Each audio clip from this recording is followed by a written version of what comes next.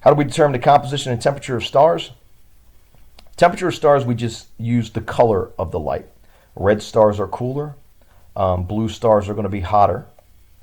But composition, we use these things called emission or absorption spectra. I've got the absorption lines up here. What happens is there are things called selective absorbers. Different elements absorb certain wavelengths of light. And so when you're looking at a star, those wavelengths that have been absorbed by, say, hydrogen or calcium or sodium, they're going to be missing from those, and they form little patterns. And so say that line in the red and this green and this blue, that pattern right there might tell you that's hydrogen.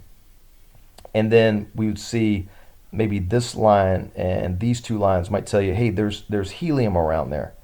So we look at the patterns that are missing, and they can overlap. If we got hydrogen, helium, and calcium, there's going to be a lot of lines on there, but you look for the patterns that are missing and the distance between those wavelength patterns. That tells you what elements are around that star that are absorbing those light.